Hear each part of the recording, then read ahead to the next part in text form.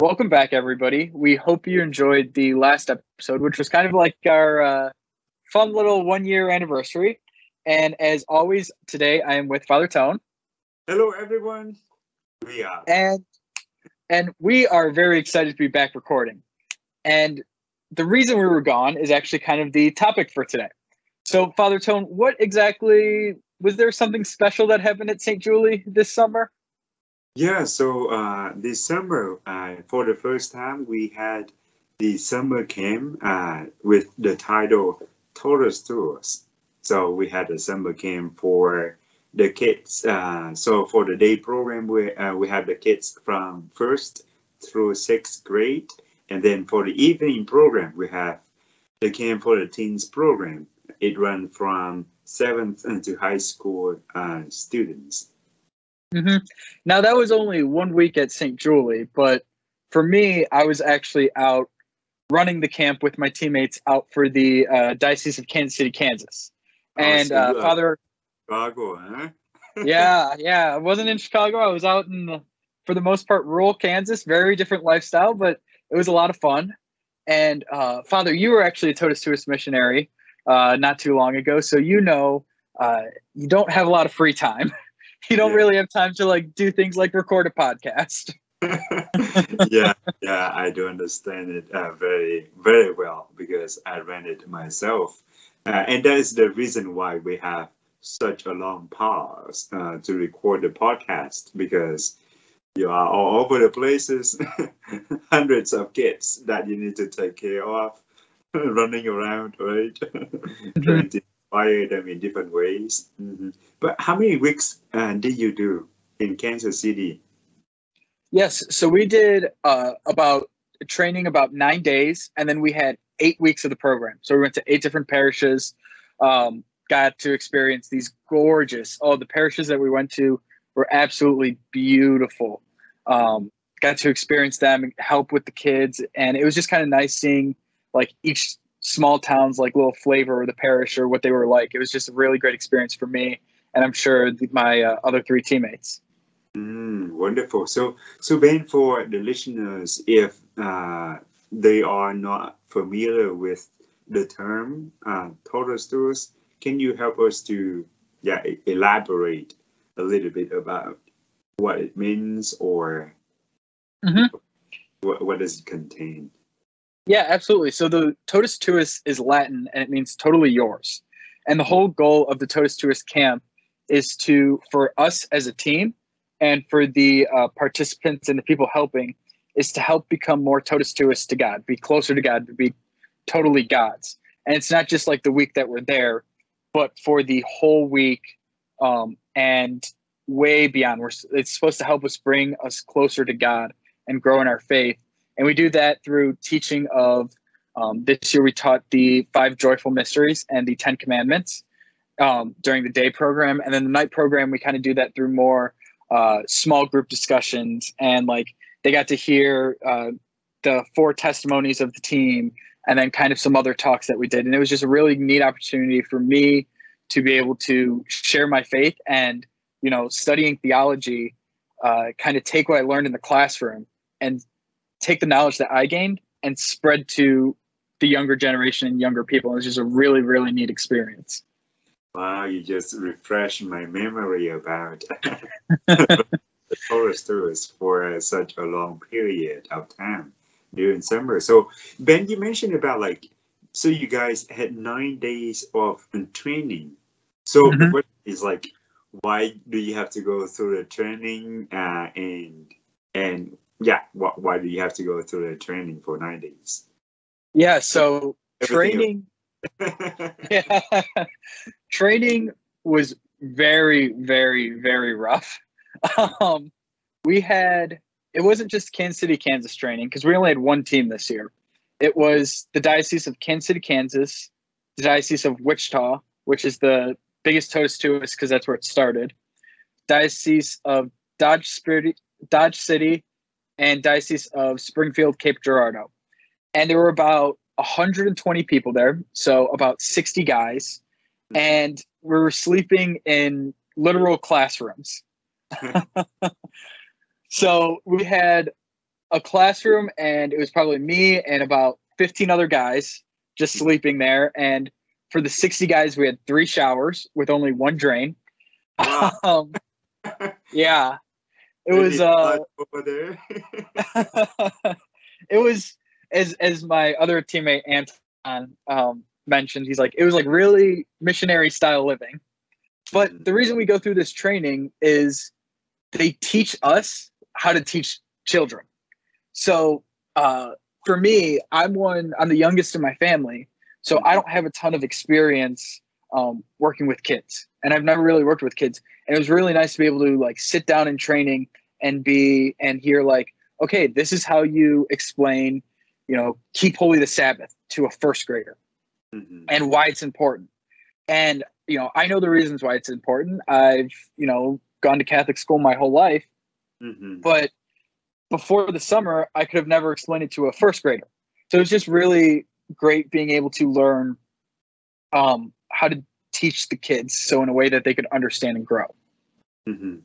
Oh, so it benefits you for the 8 weeks that you work with students after the training, huh? Absolutely. But one of my professors said this, and it was absolutely true. He's like, you could go to training for a whole year, but you will learn more on the first day of the job than you did all throughout training. So I learned a lot more about Totus the first day that we ran the program than I did the 9 days we were at training.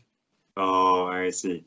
Yeah, it probably makes sense because like when you were at training, they try to give you as much information as you guys can. But then when you do it, right, you say, oh, now it makes sense because everything theory now is in practical. Yeah, practical, right? Yeah, absolutely. And the other great thing was like I mentioned, there was about 120 missionaries there. So it was just also great to be able to mix and talk with the people from the other diocese, especially the people who's done Totus before, and just be able to meet them and kind of have these great discussions with them. It was a really cool experience. Yes, and it reminded me like when Jesus took or recruited the apostles, right? He called them by name, and then Jesus gathered them together, and then it just like took them under his wings, and then taught them about God the Father, taught about the mission of Jesus. So for me, doing those training is like, yes, you guys are Jesus' disciples, and then you gather together for a training because you have a mission that you're about to do. So it's pretty cool to see that. Like you say, you guys slept in the classrooms and with with like sometimes uncomfortable situation with bathroom and everything, but together, right? You finished the training and go on for a mission. So it's pretty biblical, actually. Yeah, and the other great thing about training was it was a great time to be able to learn about my teammates. So how Totus works is you're with the same people. You go to the different parishes with the same people every single week. So it was me, and it's always 2 guys and 2 girls. So I was obviously one of the guys. And it was great to be able to meet Anton, the other guy, and then Megan and Cassie, and be able to bond with them because, I never met them before training, but I knew from the moment we got to training that I was about to spend almost 24/7 with these people for the next 8 weeks. And it was just kind of a great way to be able to learn about each other, learn, their strengths and weaknesses and how we could help each other out. Oh, that's wonderful. That's wonderful. Learn how to work as a team, huh? Yeah, that's a good thing to do because, like you say, you literally work or serve with them 24 hours. Yeah. And we developed my team developed a pretty good dynamic. We all, like I said, had our strengths and weaknesses. And one thing that I find pretty funny is they said from training, like if there's any like really, really tough challenges, any really, really tough questions, just send them over to Ben. That's what our director, Father Czar, said. And he's like, he's a theology major, so he'll be able to answer any questions the kids have. So I'm like, oh no, this isn't gonna end well. And there were a couple of times in the week where, a kid would come up to me at lunch or snack break and say something like, "So Mr. Anton told me to ask you this question," or like Megan or another Cassie or the other teacher would come, "Hey, so just be prepared. This kid's going to ask you this question." And I'm thinking to myself, oh no, this is a tough one to answer. Yes, Mr. Van knows everything about theology. Yeah. Expectation, right? Yeah, I remember the very first class I ever taught was 5th and 6th graders, and it was the first joyful mystery. And, we finished the lesson a little early, and I say something along the lines of, I'm a theology major, so if you have any questions, just go ahead and ask me. And this one kid in the back raises his hand. He's going into 5th grade, and he goes, is universalism a heresy? And I think my jaw just hit the ground, because when I was in 5th grade, there's no way, A, I knew what universalism was, or B, what a heresy was. Yes. How did he know? I mean, maybe from a good parish which has a heavy emphasis on catechism. Yeah, it was amazing. And luckily I was able to answer his question, but at the end of the day, I tell my teammates that, and they just all start laughing, and they're like, if we got asked that question, I wouldn't know what to say. So good thing they asked you. Good job, Ben. Good job. Yeah. So what are some fond memory that you have, like serving with your teammates as you are serving the parishes in Kansas City? Yeah, so I was lucky to have a great team. We all had like our own like special relationship with each other, and I think about like Anton and I, the other guy. We obviously stayed in the same host homes, and he is so like extroverted and so easy to talk to, and we were just like, he was also the driver, so we'd drop the girls off at their host home, and then we would have to drive maybe an extra 10-15 minutes, and it would just be us two in the cars. So we would just like be listening to music or having like these great conversations, and like those are pretty good memories. Or Cassie, the other team, one of my other teammates, were both like big volleyball players. Mm-hmm. So if we had like a break or right before high school night, in between like our dinner and high school night, we would just go outside and play volleyball for a little bit, which were good memories. Or Megan, she was extremely musically gifted. And I am very far from musically gifted. So like she would teach me how to like read music, or she was a linguistics minor in college. So she taught me some linguistics, and I also had a chance to have like amazing conversations with her. And the four of us just had like a pretty good, like we got into routine, and it was really nice. And it was just a great like way to, without them, I don't know if I would be able to make it through the summer, if I'm being honest. Yeah, that's why there's a team for, right? You guys, like you say, you learn about each other's strength and weakness, and you support one another for a common mission. Yes. Yeah, absolutely. Yeah, we when I ran the summer camp in 2000 and I don't know 15. So we had a very good team as well. So our teammates, we get to know each other, we support one another, and we bond so well together because, as you know, we stick together for 8 weeks, right? We see each other pretty much like every single hours, except when you go to bed.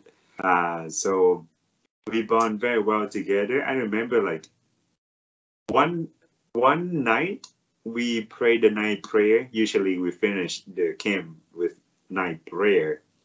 So we started the night prayer, and we were so tired because it was very, I mean, it's toward the end of the missionary summer camp. And we started to laugh because, I don't know, we were exhausted, but then we look at each other and we just want to support one another, but we say we need to pray. But I don't know, we just started to laugh for 30 minutes. So we can do the night prayer. So, and we say, all right, everyone has one corner, and then just go to that corner and pray by ourselves. So you can tell like we bond very well together. We support one another. We know each other need, and be Jesus disciples in that way. Yeah, and I even think of just like small things where at times it felt like they knew me more than I know myself. Just because Yeah. like there was this one time we were at a host home for dinner, and they had a kid in 5th grade, Uh-huh. and this kid was very like outgoing and great kid, and he was asking us, and he goes to me, he's like, does anybody ever call you Benjamin?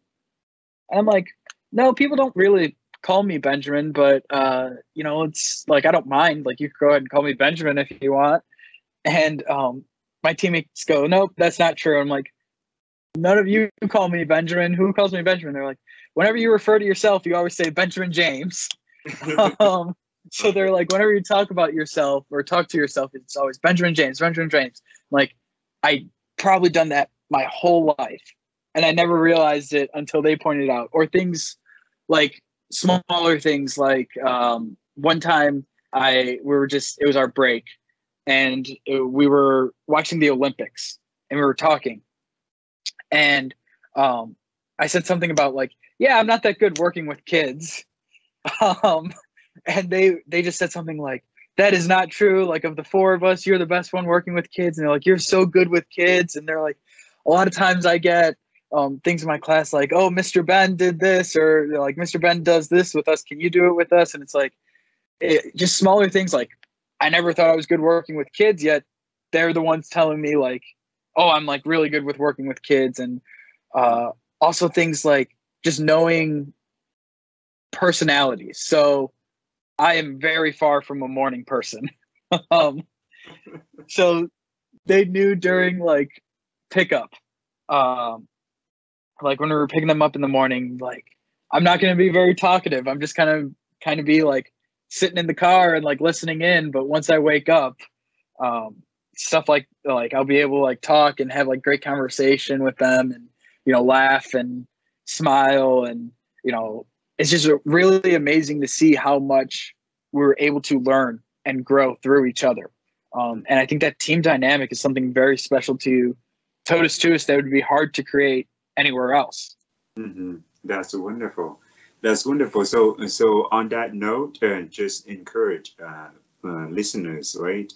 If the Lord gave us a mission, it's good to gather another friend, right? Who have the same call or same vocation. For example, if the Lord is calling Ben and his team to do the Totus Tuus camp during summer, they not do it alone, but they do it together as a group. So when Jesus sent, right, he usually sent more than 2 people to go together, right? So if our listeners have a strong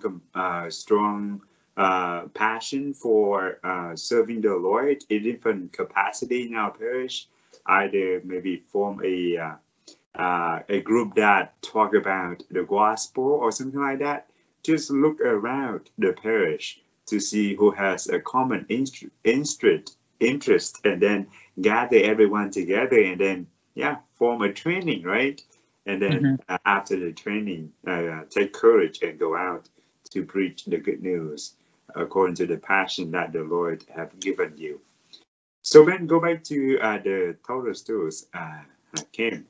So working with the students, do you have any good stories that you want to share? Yeah, absolutely. So there's so many of them that I could honestly think of, but the one that probably like struck my heart the most was we would always take both the night program, the 7th through 12th graders, and the day program, the 1st through 6th graders, to adoration. And every single week, that was my absolute favorite thing. We would typically take the night program, the older kids, on Tuesday or Wednesday, depending on the parish. And we would do a whole hour of adoration, and then we would do night prayer in front of the Blessed Sacrament. And then during the day program, it was a little different. It was broken down into 20 minutes. So it would be 1st and 2nd graders in adoration for 20 minutes, and then 3rd and 4th graders for 20 minutes, and then 5th and 6th graders for 20 minutes. And every week we had a different grade level. And I remember it was the 2nd week. I had the 1st and 2nd graders. So before we go in, I just sit down and I explain to the kids, like, okay, here's what we're going to do, and here's why it's special. And we get in there, and I'm like, you know what? I'm a little worried about how they're going to behave, and, but, it's going to be a good 20 minutes with them. And we sit down, and the 20 minutes flew by. It went by so quick. And I was shocked to see how fast it was. And then we're leaving. And this one kid, Eli, comes up to me and he goes, "That was amazing." And I'm like, "Oh yeah, well, it was so cool." And he's like, "Just being that close to the Lord." Oh, wow. Yeah. And I couldn't believe, like, we always have the faith of a child. Believe like a child believes. But I never really understood what that was. But after working with kids this summer, I truly see why it is said. And just like small experiences like that, or when we were in Sabetha, Kansas, which was our 6th week. So towards the end of the summer, I had the 3rd and 4th graders in adoration. And this one girl comes up to me, and we're spread out throughout the whole church. And I'm in the back to make sure, like, so I could see everybody. And this one girl comes up to me and she's like, "Hey, Mr. Ben, I forgot how to pray the rosary. Can you pray the rosary with me?" Wow. And it was just like a really neat experience to be like in the back of the church and just us two kind of like praying the rosary. And those moments in adoration in both the day program and the night program were very, very special to me. Oh, that's beautiful. That's beautiful. And it spoke very well about when Jesus said the kingdom of heaven belonged to those like children, right? Because with children, they have such a pure intention. For example, the example of Eli, right? Eli.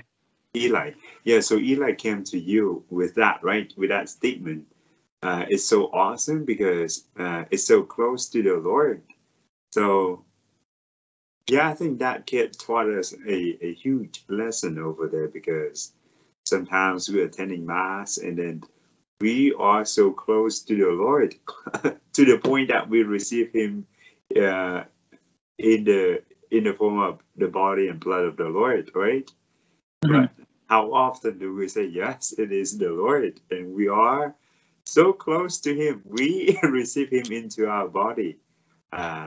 So yeah, it's an eye-opening for us as a missionary, as priests, as a laity, as anyone who listen to that story. Actually, I share that story to our parish through bulletin.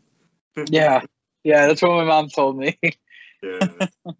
Yeah, it was just something like really, really special that really struck me. And another one is like we had it was our first week back from break. So we had a break for the week of the 4th of July, which was our halfway point. We did 4 weeks before, and then we had a break, and then 4 weeks after. And our first week back was special needs ministry. So it was all people with special needs. The youngest was 7 years old, and the oldest was, I think, 55 or 56. That was in the program. And instead of changing classes or changing teachers like we always did, this week, with the help of Tom Rakunas, who actually just retired, but he was the Archdiocese of Kansas City, Kansas special needs coordinator, he thought it would be smart if we stick with the same class every day for every class period. So I had the adults. So I had the 55 or 56-year-old, like, again, I don't remember. And the youngest was 21, which is like my age. And it was just really great to be able to celebrate the Mass with them. The Mass was something very, very special. And there was this one kid in particular, his name was also Ben, and he has Down syndrome. And I just remember it was like Thursday or Friday. It was towards the end of the week, and we're at Mass, and he just looks at me and he's like, thank you for coming this week. Thank you for helping me. And he like gives me like a big hug. And he did that like right before Mass came, and it was just something really, really special. And I remember talking to actually one of your classmates from Mundelein, Father Ken. Father Ken claim. Wow. Yes. I remember having a great conversation with him where we talked about everybody is made in the image and likeness of God. And we all the time say that as a Catholic church. Everybody is made in the image and likeness of God. And I truly believe that. But he then followed up by saying a lot of times the church's actions don't really reflect that. And there's not a lot of opportunity for people with special needs to grow in their faith. And that's why what we were doing that week was something special. And we heard that from a couple of parents, and it was just a really, really great experience. That week might have been my favorite week. It's tough to say because all the weeks were great and all the weeks were special. But there was just something like really, really special every day at Mass there. Oh, wow. That's beautiful. Like you say, every week has its own flavor and its own graces and uniqueness that the Lord wants us to experience. Yeah, so with that one, I wonder if we can bring to Chicago, right? Because we have so many summer camp, like sport camp for every children.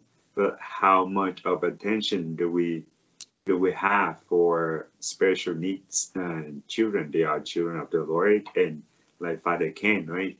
And you have a conversation about like we are made in the image and likeness of God, and how are we foster that very deep theology, right? Yeah. But one of the ways, like, I never would have expected this summer to be like one of the graces this summer that I never would have expected is through like host home dinners. So like one of the things about Totus, and I'm sure you're aware with this, Father Tone, is we don't have to cook or anything like that. We get these amazing home cooked meals every night for dinner that were really, really good. I'm sure you know when you did Totus. And one of the best things was having conversations with these host homes. And there was one, it was a week I mentioned earlier, Sabetha, and it was this family, like a larger family of, they had three boys and two daughters. The youngest daughter also had Down syndrome. And they told this story about how the parents told the story about how when the mom was pregnant, she prayed a rosary every day. And eventually every single day after the rosary, she would just hear like a voice saying, "This child is made in my image." Every single day. Wow. And they never like, she's like, "Yes, I know it's made in your image, God. I know it's made in your image." And then they went to a doctor's visit. And the husband was there and he wasn't originally supposed to be there. He was originally like, it wasn't supposed to be a special visit or anything. It was supposed to be like a quick, just like checkup, and he was supposed to be at work, but something happened at work and like his schedule changed, so he's able to go with his wife. And he's there, and the doctor's like hinting at, something is wrong with this child, like something isn't normal with this child. And the doctor was then hinting like, oh, it's not too late to abort the child. And the parents were not happy with that. And the husband said something along the lines of like, oh, well, will this change anything with where we'll have to deliver the child? And the doctor said no. And then they just said, okay, that's all we need to know. Goodbye. Have a good day. And like that story just struck me because then the child is born and has Down syndrome. And it just goes back to what I said earlier, where like we hear like being made in the image and likeness. And she heard every day after her rosary, this child is made in my image. And it's like stories like that we heard at different hosts, either people who hosted us every night or people who hosted us for just dinners. That was really great for me and my teammates and helped us grow in the faith and helped us learn. And that's what this summer was really special, is I was able to grow in my faith so much through either the people who hosted us or the kids in the camp. It was really, really special. Yes, truly a blessing for being able to travel from house to house and receive whatever they offer. Sometimes through food and sometimes through a beautiful witness in that the witness story that I have shared, right? Because with that, I don't know like how many people actually advocate. We are created in the likeness and image of the Lord. Like, for example, in the medical field, right? When the doctor who are entrusted with so much trust from the people, right? And then when there's something happen with the child, how will the doctor respond to the parents? The easy decision or advice that the secular society advises to abort the baby, right? So like, I don't know, that parents just give a wonderful witness for the faith, what they believe in, and the beauty of that child that bring to them, right? Yeah, absolutely.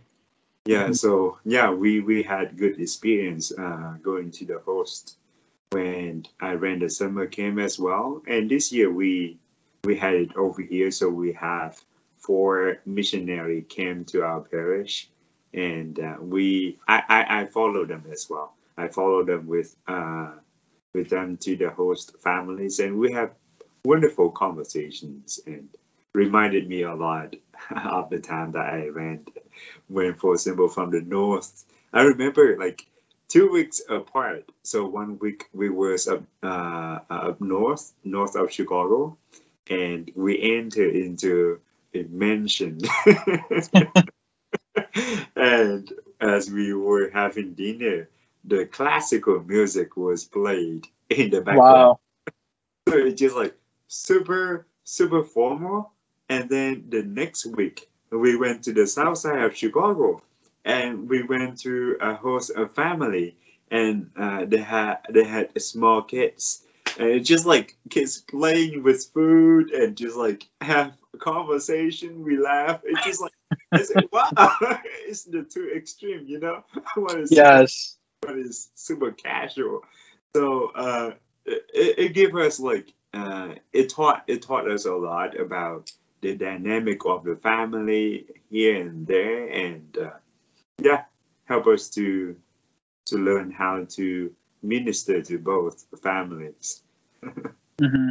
Yeah, and I think you talked about dynamic of the family, and I think that's something very, very important, especially this year with it being still the year of St. Joseph, and looking to the Holy Family.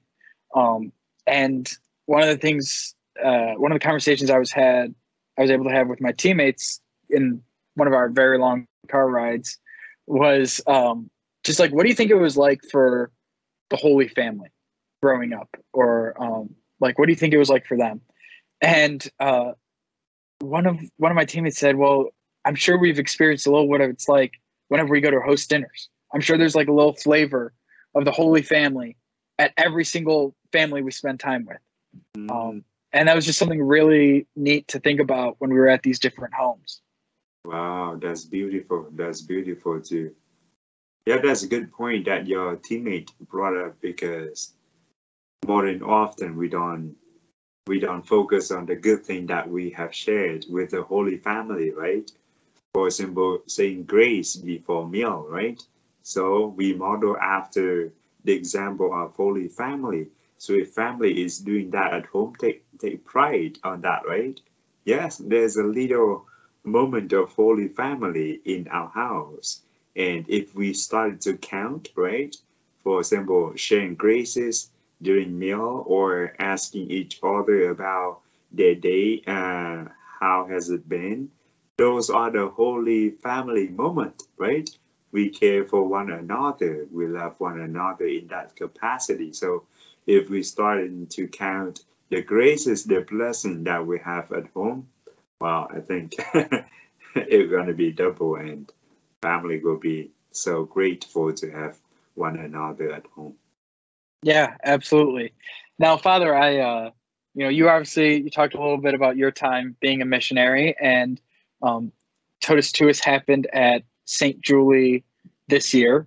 So I'm wondering, can you kind of talk about what it was like, the differences and similarities being a missionary and then now being a priest and hosting Totus Tuus? Yes, that's a good question. Yeah, so being a missionary, being a priest at the same time last summer. So there are a lot of similarity because I was involved with the kids during day program and night program. So I just hang out with them as a missionary, hang out with them. So pretty much I did everything, but not teaching. So when when the missionary came to the classroom and taught the students, I just took that time to prepare for the next thing or to rest because it's very very eventful at the parish during summer. But the one thing that I recognized, and I'm still unpacking, is like the identity as a priest who is accompanied the missionary and the students who participated in camp during that week. Because as a missionary in the past, I taught the kids about the Eucharist, about Mary, about everything, about the Mass, and I didn't teach them about song because, like you, Ben, I'm not musician gifted. So I let my teammate space to teach the kids. But this year, as a priest, right, I was able to celebrate Mass for them. So when I talk about the Eucharist, it touched me more because as a priest, I celebrated Mass and through the consecration, the bread and wine become the body and blood of the Lord on the altar. So I don't know, I have more passion when I talk about the Eucharist to the kids as a priest and the missionary. They came to ask me here and there some questions that, for example, ethical questions or moral questions that they have either among themselves or those questions came from the kids. So I feel like a father figure to them, you know. At the same time, I feel I'm a missionary, but at the same time, I feel like I'm a father to those missionaries. So yeah, those are the common thing that I have and something that different that struck me as a priest serving the. Wow. Yeah, that's really nice. And I mean, you talked a little bit about the questions that you face. And that was one of my favorite things was one of the things that we did for the night program was we'd give them like a little piece of paper and we would say, write down any question you want and we will answer it. And so then we would just pull it out, read the question, here's our answer. And it went from various different things. Like one question would be, what it like, do you have a pet? Like, that would be one question we all go around. Like, yes, I have a pet, it's this. And then, like, the very next question we pull out of the box would be, what would happen if Adam and Eve never ate from the tree of knowledge of good and evil? And these questions were amazing to me because you were able to show your personality, and show, like, our passions and all that. And then the very next question, we get this very deep theological question. And to me, and what I always try to tell my teammates is those aren't two separate questions. These are all kind of questions to help us show that those things, like those goofy things, like what's your favorite movie? What's your dog? Or like, do you have a dog or something like that? Or what's your favorite TV show? When's your birthday? They help us to show our personality and to show that we're people, but we're also, like, able to answer, like, these deep theological questions, and that we're able to like, that God isn't just something that you see in church, but God's present in some of those questions, like, do you have a dog? And it was just really cool to be able to, like, have a conversation with our teammates about that. And you get a lot of those from both high schoolers and the kids. And that was something I really enjoyed this summer too. Wow. We didn't talk about that, but it was wonderful that you and your teammates were able to dialogue after the fact that there's some silly questions, right? And at times those silly questions reflect the humanness that we have shared with one another, right? And you are able to answer deep theological questions as well. So with that, right, we can connect back to Jesus, right? He is human, at the same time he's divine. So as human nature, he shared the things that we have as well, right? The hobby that he has, the favorite color that he has, right? So sometimes we get annoyed by those questions asked by the kids or by the students, but like you mentioned, right? Well, at that time, instead of being annoyed, just a moment to recognize that we are human as well, right? So those are the questions for us to get to know each other in a human level. The thing that we have shared and the characteristic that we have. Yeah. So. Yeah. And one question that, like, really stands out to me is one of the high schoolers asked us, or wrote down, like, when we suffer, does Jesus suffer with us? And I answered that question because literally the night before, I read one of my favorite gospel passages, which is the raising of Lazarus. And I read the passage, and then there was a biblical commentary about it. And, that one's famous because it obviously says Jesus wept. And the commentary didn't say that Jesus cried because, like, Lazarus died. Jesus cried because his friends, the people surrounding him, were suffering. They were sad.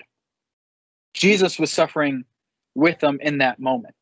And that's how I explained it to the person who asked the question, is absolutely Jesus suffered with us, because we could see it when he cried, because the people around him, his good friends, were crying and sad when Lazarus, who was, their brother or their good friend, died. It wasn't because he died. Jesus already knew that. And it's just like questions like that just really, like, stick out with me. I love talking about that stuff. That's wonderful. And over there, right, how providential that the Lord given you the passage that you read the day before, right? And then the day off, when you take the questions from the students, you are able to make those connections and give it to students. That's wonderful. Yeah. Sounds like you have a wonderful summer with the students. Yes, absolutely. Now, Father, I know you're well aware of the Totus tradition of Sundaying. And for our listeners who may not be familiar, that's where on Friday the kids get to have the day program gets to have like a little fun day where they have a water fight. But before the water fight, they take like sundae toppings, so like chocolate syrup, caramel, strawberry syrup, sprinkles, chocolate chips, whatever typically goes on like ice cream, and they pour it on one of the missionaries' heads. Mm-hmm. And we had it twice all summer, where actually one of the priests also got sundaed. So I have to ask, Father, did you happen to get sundaed along with one of the missionaries? Oh, I see. So I stay away from that. So instead of like enjoying them, I helped them. So 4 of missionary, they were human Sundays. So I was the one who organized the kids. Oh, all 4 of them got sundaed. Yes, 4 of them got Sunday. So oh, that's interesting. Because how we did it is there was the 4 of us, but the kids would get to vote and it would only get to Sunday one of us. Oh, so whoever they voted for got Sunday. So we did it 6 times. We had Sunday 6 times, and I was Sundayed 4 of those 6 times. Oh. So Mr. Popular. it wasn't my favorite thing, but I was able to tough it up for the kids. Oh, yes, because I remember like, chocolate is running from your head. Yes, yeah, and it could be hard to get out sometimes, and yeah, but it was a fun time. Yeah, for us, we decided to have 4 because this year in Chicago, this team didn't have a lot of like crowded kids or a good number of campers. And St. Julie, we fortunately have many kids during the summer camp. So this is the opportunity for them to be human Sundays. So we make 4 of them be human Sundays. Yes. Mm-hmm. And the shaving cream fight. Oh, we had more than 50 teens participated in shaving cream fight, and at the end everyone is like smell like guys. yeah, we had the same exact thing. We had it, I think 2 weeks we played shaving cream wiffle ball, and at the end, you just like your arms and legs and your shirt is just covered in shaving cream. Yeah, so it's fun, and at the end of the game, not only the kids during the program, they really enjoy the summer camp, but the teenagers as well, because they get to learn about the faith. They get to share about their faith with one another and with missionary. And faith is fun. We play together. We have fun together. So I'm very excited about the coming summer camp already. When that moment again. Yeah, and one of the neat experiences that I had, and we kind of touched on this a little bit, is during the night program, there's like a big talk, and then you split off into small groups, and you have like a small group discussion. And, obviously one of the missionaries led each small group, and I was always in charge of the older high school students. Mm-hmm. So I always had the like juniors and seniors in the high school program. So one of the things that I would always ask my group after a particular talk was talk about one time in your life where you knew God was present. You knew that God was like sending you a message. And it was our second to last week, and we were in this really small town in Kansas. I think the population was 500 people or something like that. Oh. And this one girl goes, honestly, it was when I signed up to do Totus Tuus, because who would have thought that God would send 4 young Catholic adults out to the middle of nowhere, Kansas, to teach us, people who are often like overlooked, to teach us about religion and theology. And I was just shocked, and I'm like, wow, like earlier that week, I kind of thought to myself, like, I wonder like how people like from the first week are, like if they still like feel like the same like fire and passion that they did when we were there, and like that kind of like answered my question where like that was I think the very first day of the high school program, and that's what she said. I'm like, what, that just kind of like answered and helped me see how big it was what we were doing at these different parishes. Mm-hmm. Wow, that's beautiful. Yes, to this Totus Tuus summer camp, there was one struggle that I had, but now I was pretty happy with what God has answered me. So the struggle I had was like, yeah, so four missionary came to the parish, right? And they put everyone on fire to love the Lord and to come and worship the Lord, especially through adoration and mass. So at the end of that week, right, everyone are on high, right? Mm-hmm. Talking about spiritual life. But then when I leave, right, or when we leave the parish, the struggle that I had was like, all right, so they are really on fire to love the Lord, but now when we leave, will they continue with that high energy, right? Or they go back to their former ways of life? So I was struggling with that. But lately, a priest told me that, well, we do what we can, right?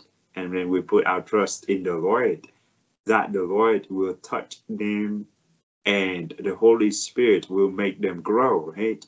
Like the young girl that told you, who would have thought in the middle of nowhere, and then there were four missionaries came to that middle of nowhere and taught about theology, about faith, right? Mm-hmm. So unexpected grace for those girls, but when that girl shared with the missionary, well, that is unexpected grace that you all receive, right? Because you get the affirmation that this is the place, this is the city, the village that God sent you to. Yeah, it was something really, really special for sure. Mhm. Mm-hmm. Yeah, so you think you're gonna do summer camp next year again, Ben? So obviously, with me graduating, I'm not 100% sure what I'll be doing in the summer, but it was something that I look back fondly upon. And if the opportunity presents itself, I definitely would do it again, maybe in Chicago instead of Kansas City. But I also love doing it in Kansas City, so I'd be open to going there as well. Oh, wonderful, wonderful. So for our listener, pray for Ben. As Ben just mentioned, this is his last year in college. So pray that he's gonna finish his thesis strong, and pray that Ben will discern what direction he's gonna take next after he finishes college. Absolutely. Thank you. And I would also like to say is if someone listening knows someone or has an opportunity to go to Totus Tuus and attend, I would strongly recommend it. Or if someone knows someone that would be a good missionary, just let them know and say like, hey, go ahead and apply, because we talked about it before, but this summer for me was really, really special. And I grew in ways I never could have imagined going into that. So I would really recommend anybody who has the chance to either attend or be a missionary. That's wonderful. And through the conversation that Ben and I had regarding to the summer camp, the summer activity, I would encourage people to have this kind of conversation with their friends or their family, right? If you have a strong compassion or strong passion towards something that you have done, share with one another and try to invite the Lord into the conversation so that He can lead us to the way that help us to see His presence in those moments. And where is the moment of grace that we're experiencing? And then from there, right, we feel more confident to continue the journey to be Jesus' disciples to the world. Absolutely. And we'd just like to remind our listeners to thank you for listening, and please share with anybody that you think would enjoy this, or anybody who went to Totus Tuus, or anybody you know who's involved in Totus Tuus. And stay tuned for our next episode that will come out September 17th. Thank you.